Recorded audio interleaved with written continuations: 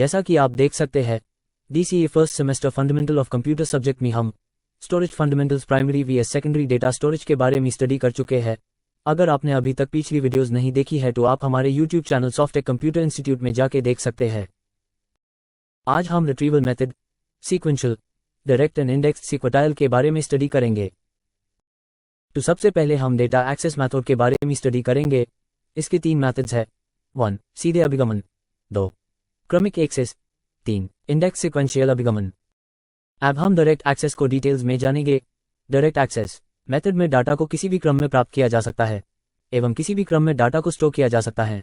इसकी data access करने की गति सीरियल एक्सेस विधि की तुलना में अधिक होती है। सीधे अभिगमन की आवश्यकता वहां अधिक होती है जहां आंकड़ों को किसी भी क्रम में प्राप्त करना पड़ जाता है, उदाहरण ग्रामोफोन, ऑडियो कैसेट्स। सेकंड, हम स्टडी करेंगे सीक्वेंशियल एक्सेस मेथड के बारे में।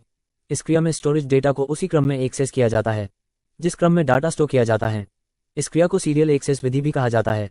इनका प्रयोग उन संस्थानों में होता है जहां पर अधिक मात्रा में डाटा को स्टोर किया जाता है और उसको उसी क्रमानुसार काम में लिया जाता है। पुराने समय में प्रयोग होने वाली ऑडियो और वीडियो टेप कैसेट में इसी विधि का प्रयोग डाटा को एक्सेस करने के लिए किया जाता था। बड़ी बड़ी कंपनियों में डाटा का बैकअप लेने के लिए एवं उसको एक्सेस करने के लिए किया जाता है। थर्ड, हम इंडेक्स सीक्वेंशियल एक्सेस मेथड के बारे में जानेंगे। इसमें डायरेक्ट एक्सेस तथा सीक्वेंशियल एक्सेस मेथड दोनों का जोड़ होता है। इसमें डाटा को सीक्वेंशियली स्टोर किया जाता है तथा उस डाटा को हम किसी भी क्रम में प्राप्त कर सकते हैं, क्योंकि इसमें डाटा को स्टोर करते समय एक इंडेक्स तैयार हो जाती है। इस इंडेक्स में उस डाटा का सही पता मौजूद होता है जिसकी सहायता से हम उस डाटा को देख सकते हैं।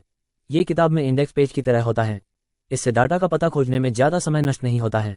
उदाहरण के रूप में डॉक्टर शर्मा का कमरा पता करने के लिए बिल्डिंग की डायरेक्टरी या इंडेक्स देखेंगे तथा उनकी मंजिल और कमरे का नंबर ज्ञात करेंगे। इस तरीके में सारे रिकॉर्ड क्रम से लगे होते हैं तथा इंडेक्स तालिका का प्रयोग सारे रिकॉर्ड जल्दी प्राप्त करने के लिए किया जाता है। इस तरीके में रिकॉर्ड तो किसी भी प्रकार से स्टोर कराया जा सकता है, परंतु सारे रिकॉर्ड इंडेक्स तालिका में क्रमानुसार लगे